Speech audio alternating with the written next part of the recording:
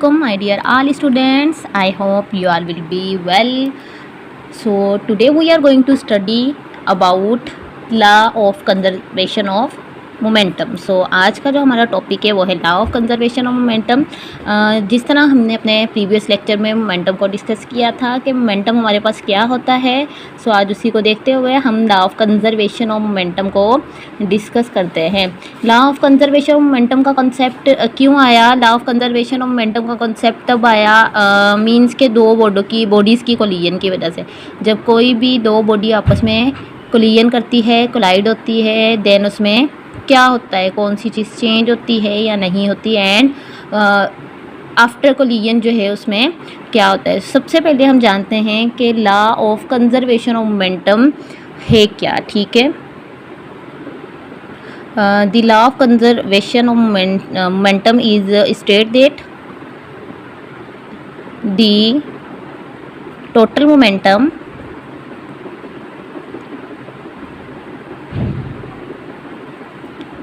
of an isolated system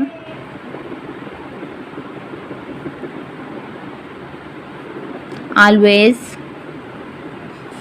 remain constant.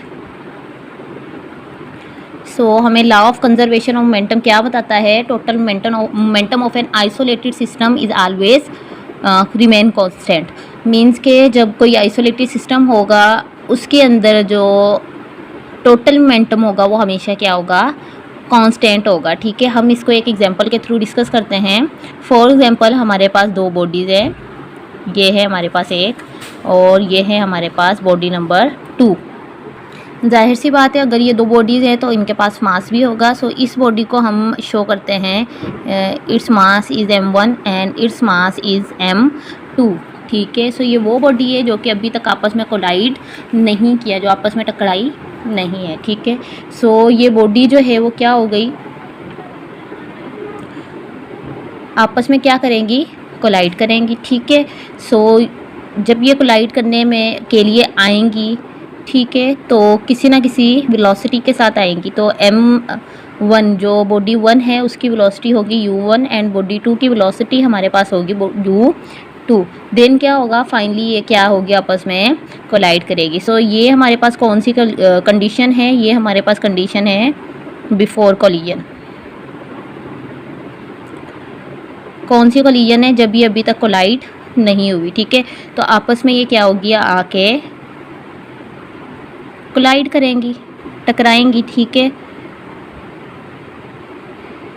सो आपस में इन्होंने, अच्छा ये दोनों मास सेम है. ठीक है, दोनों ने आपस में क्या किया? आके कोलाइड किया.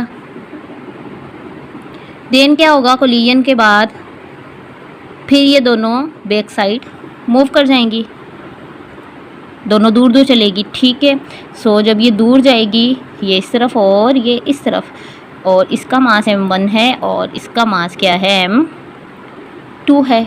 और अब जब ये मूव करके दूर जा रही है तो इसकी वेलोसिटी हो गई v1 और इसकी वेलोसिटी क्या हो गई? v2. और ये कौन सी कंडीशन है हमारे पास? ये कंडीशन है आफ्टर कोलिजन. ठीक हो गया. अब क्या हुआ? हमारे पास दो बॉडी थे, उनका मास था. ठीक है, आपको पता है मोमेंटम क्या होता है? Mass into velocity. मास और वेलोसिटी हमारे पास क्या कहलाते हैं? मोमेंटम. मतलब हम उसमें मोशन की क्वांटिटी जिसमें हम बताएं वो हमारे पास क्या होता है?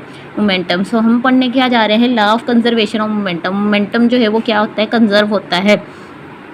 अब ये पूरे सिस्टम के अंदर क्या हुआ? Momentum conserve. किस तरह से? मास 1 था, मास 2 सबसे पहले ये आपस में कोलाइड किए. कोलाइड के बाद जो है ये आपस में क्या हुआ है? आफ्टर कोलिजन दूर चले गए. ठीक है, before collision and after collision. और यहाँ पे इनकी क्या हुई है? कोलिजन हुई है. ठीक है, सो ये हमारे पास क्या बताता है? During collision and after collision, before collision and after collision, the momentum of two bodies या momentum of all system remain constant. During और आफ्टर कोलिजन इनका जो था वो क्या था? कंजर्व था. मोमेंटम जो था वो कांस्टेंट था. उसी वेलोसिटी से टकराई और उसी वेलोसिटी से ये वापस जाएंगी. सो इनका जो है वो टोटल मोमेंटम क्या रहा? कांस्टेंट रहा और कंजर्व रहा. ठीक है, सो हम इसकी इक्वेशन को बनाते चलें. ये हमारे पास है बिफोर कोलिजन एंड ये जो है ये हमारे पास क्या है, आफ्टर कोलिजन। ठीक हो गया। बिफोर कोलिजन में हमारे पास मास क्या है, m1, एंड हमारे पास वेलोसिटी क्या है, u1। मतलब जब वो कोलिजन करने आ रही थी u1 की वेलोसिटी के साथ वो आ रही थी। एंड प्लस में हमारे पास बिफोर कोलिजन का मास क्या है, सेकंड बॉडी का m2, एंड वेलोसिटी क्या थी, u2 is equal to m1 after collision and v1 plus m2 and v2। ठीक है, तो ये हमारे पास क्या है, momentum, law of conservation of momentum की क्या है, इक्वेशन है, जो कि हम डिफरेंट प्रॉब्लम्स के ऊपर अप्लाई करते हैं। ऐसी प्रॉब्लम जिसके अंदर हमें 2 मास एक बॉडी के दिए हों और 2 मास दूसरी बॉडी के दिए हों, वेलोसिटी दी गई हो और हमसे मोमेंटम का पूछा गया हो, तो उसके ऊपर हम ये वाली इक्वेशन जो है वो अप्लाई करते हैं। ओवरऑल हमारे इस लेक्चर का कॉन्सेप्ट क्या था, during and after the collision, before and after the collision the momentum always be constant, या the momentum will be constant. Momentum हमेशा क्या रहेगा, कांस्टेंट रहेगा, कंजर्व रहेगा। इसी तरह से हमारी बुक में एक छोटी सी प्रॉब्लम दी गई है। इंशाल्लाह हम हमारी प्रॉब्लम का अलग से एक लेक्चर बनाएंगे और उनमें हम इनको डिस्कस करेंगे। मिलते हैं हमारे नेक्स्ट लेक्चर में।